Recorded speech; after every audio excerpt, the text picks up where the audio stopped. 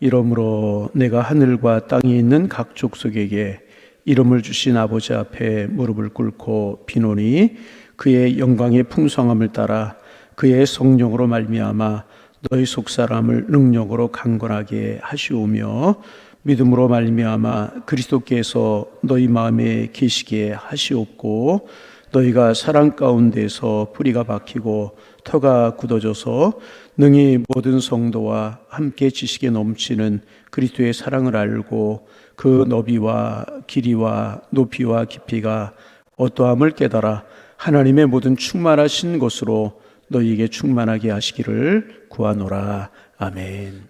지난 주간에 우리가 창세기 이제 13장에 있는 말씀 가지고 우리가 이제 올 한해 어떻게 살아갈 것인가, 멀리 넓게 높이 바라보자, 우리 있는 곳에서 바라보자, 그리고 동서남북으로 열심히 행하는 삶을 살자, 그런 말씀 나누면서 이제 한 주간 지내했습니다. 이번 주간에는 새롭게라고 하는 주제로 또 한 주간을 좀 지내기를 원합니다. 그래서 마음을 새롭게, 또 우리 입술을 새롭게, 발걸음을 새롭게, 우리의 눈을 새롭게, 이런 제목들을 가지고 말씀을 좀 묵상하려고 하는데, 오늘은 이제 마음을 새롭게라고 하는 제목을 가지고 좀 하나님의 말씀을 하려고 합니다. 이제 한국 역사에 나오는 일화 중에 이태조와 무학대사 이야기가 이제 있습니다. 이태조와 무학대사가 이야기를 하면서 이제 이태조가 무학대사의 얼굴을 한참 보다가 그렇게 이야기를 했다고 그래요. 대사의 얼굴이 돼지가 상이구려 그랬답니다. 이태조가 무학대사에게 얼굴을 보면서 대사의 얼굴이 돼지상이구려 그랬답니다. 이 말은 뭐냐면 무학대사 얼굴이 돼지를 닮았다, 이제 그런 이야기.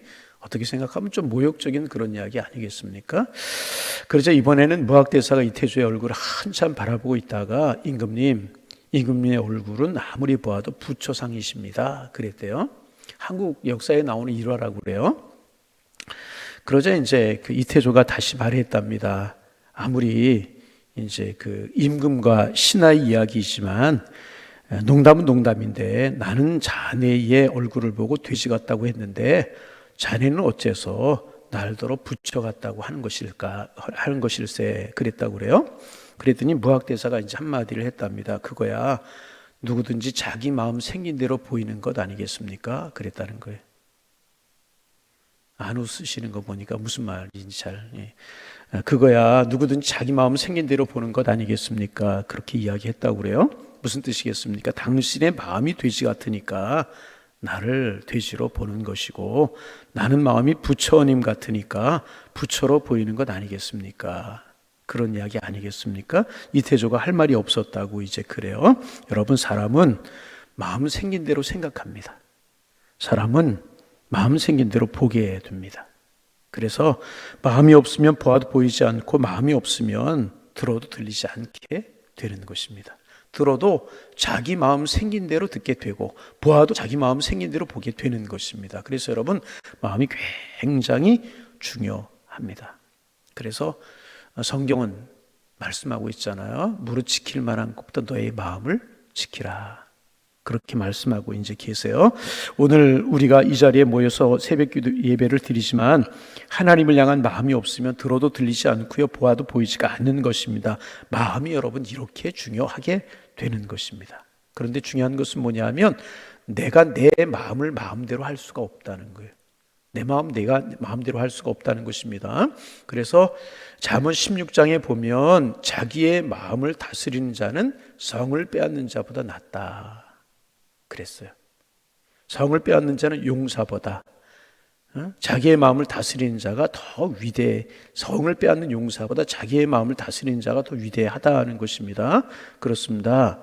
내 마음대로 하기가 어렵습니다. 아니, 내 마음을 내가 어찌 하기가 쉽지 않은 것입니다. 그래서 당연히 사랑해야 할 사람입니다. 그래서 사랑해야 되는 줄 알면서도 미워하고 있다는 것입니다. 때때로 용서해야 된다고 생각합니다. 그런데 이것도 마음대로 안 될 때가 있어요. 때때로 정직해야 되겠다 생각하면서도 문제에 부딪히게 되면 또 거짓말을 하게 되는 것입니다. 부지런해야 되겠다 생각하지만 여전히 게으르게 되고, 때로는 감사하며 살아야 되겠다 그렇게 생각하지만 그것은 잠시이고 원망과 불평이 나를 따라다닐 때가 있다는 것입니다. 다시 말하면 내 마음을 내 마음대로 못할 때가 많다는 거예요. 이게 참 힘들다는 것입니다. 그런데 오늘 성경에 보면 우리가 이제 마음을 새롭게 하는 방법을 몇 가지로 말씀해 주고 계십니다. 첫째는 성령으로 그렇게 말씀하고 있습니다.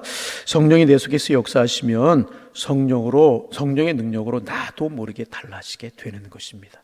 그래서 여러분 늘 성령의 은혜를 사모해야 되는 것입니다. 나 자신도 놀랄 만큼 어느 사이에 이런 사람이 되었습니다. 이것이 바로 성령이 우리에게 역사하시는 것이라는 것입니다. 성령이 내 생각을 바꾸고 성령이 내 의지를 바꾸어 놓으십니다. 나도 모르는 사이에 성령께서 내 마음을 바꾸어 놓았습니다. 그것이 바로 중생이라고 이제 하는 것입니다. 오직 하나님의 영으로만 가능한 것입니다. 그 외에 다른 것으로는요, 우리의 마음이 절대로 고쳐질 수가 없는 것입니다. 여러분, 저와 여러분의 마음을 성령이 늘 주관하게 하시도록 하시기를 바랍니다. 성령이 우리의 마음, 그래서 우리가 늘 성령 충만을 간구해야 되는 것이. 반복하지만 사랑해야지 마음대로 사랑하나요? 나 혈기심 내지 말아야지, 화심 내지 말아야지, 그래 부딪히지 말아야지, 그게 마음대로 되던가요? 되지 않더라는.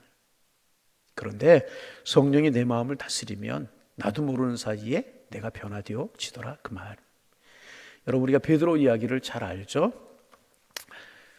예수님 따라다녔어요. 3년 동안 예수님께 배우고 예수님과 동고동락했어요.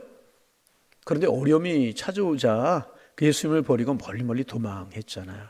여러분 베드로가 예수님을 버리고 도망하고 싶은 마음이 있었겠습니까? 그런데 안 되더라 그 말이에요. 그런데 성령 강림 이후에 그 베드로가 담대해졌잖아요. 그리스도의 증인이 되었잖아요. 능력의 사람이 되었잖아요. 한 가지 이유가 뭐예요? 성령이 그를 바꾸어 놓았다는 거예요. 여러분, 올 한해 성령이 우리의 마음과 생각을 다스려서 정말 성령의 열매를 맺는 내 마음 아름답게 다스릴 수 있는 하나님의 사람들 되시기를 주님의 이름으로 축원합니다. 두 번째, 오늘 성경은 말합니다. 그리스도께서 마음에 계시게 하옵시고 그랬어요. 비슷한 이야기지만 그리스도가 우리의 마음에 계셔야 달라질 수 있는 거라는 거예요. 빌립보서 2장에 보면 너희 안에 이 마음을 품으라 곧 그리스도 예수의 마음이니 그렇게 말씀하고 있습니다. 예수 그리스도의 마음이 우리를 다스리게 될 때 비로소 새 사람이 되게 되는 것이라. 그리스도가 우리와 함께 할 때 우리의 마음이 새롭게 되게 되는 것입니다. 내가 내 마음으로 내 의지로가 아니고 내 마음을 수용할 수 있게 되게 되는 것입니다. 그를 믿음으로 그의 능력이 나를 주관하게 되는 것이라. 그래서 그리스도께서 나를 다스리시도록 하는 게 중요한 것입니다. 여러분 참 내 고집을 꺾기가 쉽지 않고 내 판단, 내 생각을 버리기가 쉽지 않잖아요. 그런데 그리스도께서 내 마음을 지배하시고 그 말씀이 나를 다스리게 될 때 비로소 내 마음에 새로운 역사가 일어나게 되는 것이라. 여러분 오늘 이제 기도 제목입니다. 하나님 성령이 내 마음을 다스리시고 그리스도 예수의 마음이 나를 지배하게 하여 주옵소서. 그래 다시 말하면 오직 은혜로만 마음이 새로워지게 되는 것이라. 여러분 올 한해 그리스도 우리의 마음을 다스리시고 주님의 은혜가 우리의 마음을 사로잡아서 우리의 마음이 날로 새로워지기를 소망합니다. 또 하나 18절에 보면 능히 모든 성도와 함께 지식에 넘치는 그리스도의 사랑을 알아 그랬습니다. 계속 이제 주님의 사랑을 깨닫게 될 때 우리의 마음이 새롭게 되는 것이라는 거예요. 여러분 절대로 우리의 물질로 우리의 마음이 새로워지는 것 아니고요. 환경으로 새로워지는 것 아니고 배움으로 지식으로 우리의 마음이 절대로 새로워지는 것 아니라는 거예요. 누가 그래요? 교도소에 가면 큰 죄를 저지른 사람들은 많이 배운 사람들, 머리가 좋은 사람들이라는 거예요. 그런데 생각으로 내가 그러지 말아야지 안 그랬겠습니까? 몇 번이고 그렇게 생각을 하는데 내 뜻대로 되지가 않더라는 것입니다. 그러나 주님의 사랑이 우리의 마음에 함께할 때, 주님의 은혜가 나를 지배할 때, 마음의 십자가의 사랑을 깨닫게 될 때, 그 십자가의 은혜가 나를 지배하게 되고 그 사랑이 나에게 충만하게 될 때 내 마음이 새로워지게 되는 것이라. 여러분, 올 한해 무엇보다 내 그리스도의 사랑이 늘 깨달아지고 그리스도의 사랑이 늘 내 마음에 다가오는 한 해가 되기를 소망합니다. 그게 주님의 사랑이구나, 은혜구나, 이렇게 깨달아지면 내 마음이 늘 새로워지게 되는 것이라. 또 하나, 그리스도께서 내 마음을 다스리게 될 때 여유가 있고 충만함이 있게 되는 것입니다. 비슷비슷한 이야기 같지만 조금씩 달라요. 그리스도의 마음이 나를 지배하게 될 때 모든 사람을 사랑하게 되는 것이라는. 그리스도께서 내 마음을 다스리게 되면 미운 사람도 없게 되고 잘못된 사람도 없게 되는 것입니다. 그리스도께서 내 마음을 다스리게 되면 남의 잘못이 보이지 않아요. 남의 허물이 보이지 않아요. 누구도 비판할 마음이 없게 되는 것입니다. 불쌍해 보이고 다 사랑해야 될 대상으로 보이고. 여러분 어떠십니까? 새로운 한 해를 우리가 맞이하고 살아가게 되는데 여러분 눈에 어떤 것이 보이십니까? 무엇이 느껴지십니까? 여러분, 우리의 마음속에 그리스도께 성령이 나를 지배하게 되면 둘만 보이게 되는 거예요. 불쌍한 사람만 보이고 사랑해야 될 사람만 보이게 되는 것이라. 어떠십니까? 남의 허물이 보이고 남의 단점이 보이고 남의 잘못이 보이고 그래요? 아직 내 마음이 조금 더 성숙해져야 될 것이라. 여러분, 그리스도 예수의 마음으로 우리의 마음이 늘 새로워져 가기를 주님의 이름으로 축복합니다. 그리스도의 마음은 사랑하는 사람이 되도록 만들어주는 것이라. 그래서 어떤 분이 그래요. 목사님, 전에는 다 이렇게 지적할 것만 보였는데 내가 은혜 받고 나니까 그저 사랑할 사람 보이고 다 불쌍하기만 보이네요. 여러분 마음이 얼마나큼의 평안이 있으십니까?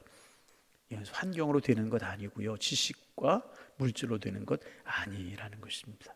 마음에 우리 주님이 계시고 성령이 나를 지배해야 사랑할 수 있고 축복할 수 있고 은혜의 삶을 살아갈 수가 있게 되는 것이라.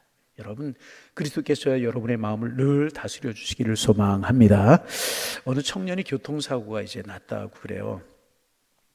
좀 죄송한 마음이지만 그래서 이제 두 눈을 잃게 되었다고 그래요. 안구가 빠져나와 버리고 말하듯이 심한 교통사고가 나서 병원에 급히 이송이 됐대요. 그래서 수술을 받기 전에 의사가 이야기를 했답니다. 안구가 빠져나와서 수술을 하긴 하지만 수술하고 나면 자네는 두 눈을 볼 수가 없을 것이네. 앞을 보지 못할 것이네. 그랬더니 이제 청년이 몸부림을 치며 소리를 지르는 겁니다. 차라리 나를 죽여달라고. 두 눈을 보지 못하고 사는 것보다 내가 차라리 죽는 것이 낫겠다고. 의사가 붙들고 이야기하면 생명은 소중한 것이라네. 비록 두 눈이 없어도 생명은 소중한 것이기 때문에 무슨 말이냐고, 수술하자고. 그래서 이제 억지로 이제 수술을 이제 했다고 그래요. 그리고 이제 수술이 끝나고 나서 이제 눈에 붕대를 감아놨다가 일정한 시간이 돼서 붕대를 풀을 때가 되었다고 그래요. 그래서 이제 그 붕대를 풀면서 이제 의사가 이야기를 합니다. 자네 두 눈 다 실명할 뻔했는데 누가 고맙게도 안구를 기증하는 분이 계셔서 한쪽 눈은 볼 수가 있게 되었다고. 한쪽 눈은. 평생 감사한 마음으로 살으라고. 그랬더니 또 청년이 소리를 지르면서 야단을 하더라는 거예요. 차라리 한쪽 눈이 없이 사는 것보다 차라리 죽는 게 나을 거라고. 무슨 소리를 하느냐고. 당신에게 한쪽 눈을 준 분도 생각을 할 수 있어야지. 생명은 소중한 것인데 그렇게 이야기하는 거 아니라고 이제 타일렀어요. 그리고 나서 이제 붕대를 이제 풀기 시작합니다. 점점 밝아지게 되고 뿌옇게 이제 사람이 보이다가 조금씩 잘 보이기 시작을 했습니다. 그러면서 제일 먼저 누가 보이는가 하면 자기 눈앞에 어머니가 서 계시는 것을 보았어요.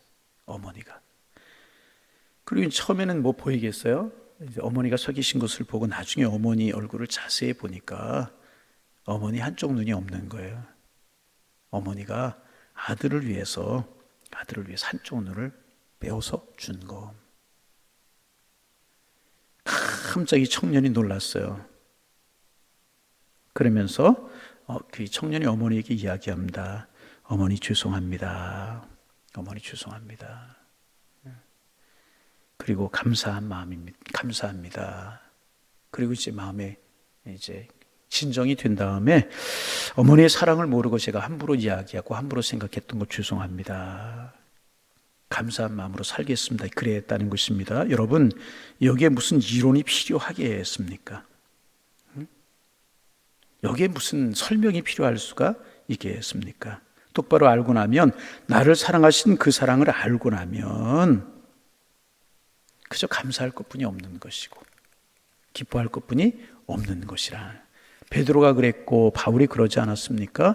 그 주님의 사랑 알고 나니, 그 주님의 사랑 깨닫고 나니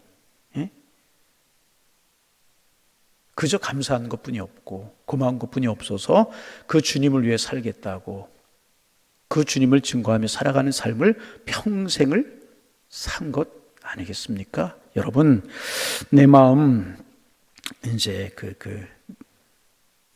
내 마음대로 맡겨서는 안 될 것입니다. 올 한 해를 살아가면서 내 마음을 오직 주님께 맡기고 오직 성령이 인도하시는 대로, 그리고 그 그리스도께서 말씀하시는 말씀이 나를 지배하도록 나를 주님 앞에 맡기고 성령의 인도하심을 따라 살아갈 때 늘 새로우신 마음으로 그저 사랑하고 그저 축복하고 그저 감사하며 살아갈 수 있게 될 것이라는 것입니다. 무엇보다 우리의 마음을 잘 지키고 우리의 마음이 늘 성령의 은혜로 그리스도 예수의 사랑으로 새로워져서 은혜 속에 살아가는 축복의 한 해가 되실 수 있기를 주님의 이름으로 축원합니다. 하나님, 새날 주셔서 감사합니다. 하나님, 무엇보다 올 한 해 늘 우리의 마음을 새롭게 하고 무릇 지킬 만한 것보다 너희의 마음을 지키라고 말씀하셨는데 우리의 마음을 잘 지키며 살아갈 수 있도록 인도하여 주옵소서. 하지만 우리의 마음을 지키기가 참 어렵습니다. 하나님, 성령이 우리를 도우시고 그리스도 예수의 마음을 닮아가고 그리스도 예수의 마음이 우리를 지배하게 될 때 우리는 마음을 지킬 수 있고 새로운 마음으로 살아갈 수 있는 줄로 아는데, 하나님 그러한 은혜를 저희들에게 허락하여 주시어서 사랑하며 축복하며 하나님 감사하며 살아갈 수 있는 은혜의 한 해가 될 수 있도록 인도하여 주옵소서. 오늘 하루를 이런 마음으로 살고 이번 주 한 주간을 이런 마음으로 살며 또 이런 삶들이 우리에게 쌓여서 우리의 삶이 그저 주님의 마음 닮아가고 주님의 사랑을 나타내며 살아가는 하나님의 사람들이 될 수 있도록 축복하여 주옵소서. 말도 행함도 다 마음에서 나오게 마련인데 하나님, 다시 한번 간절한 마음으로 기도합니다. 성령 안에 살아가고 그리스도께서 내 마음을 지배하고 말씀 속에 살아갈 수 있는 우리가 될 수 있도록 인도하여 주셔서 성결하고 아름답고 정말 축복하고 감사하며 사랑할 수 있도록 성령이여 도와주옵소서.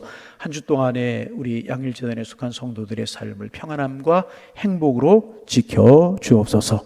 은혜와 사랑으로 함께하여 주옵소서. 예수님의 이름으로 기도하옵나이다. 아멘.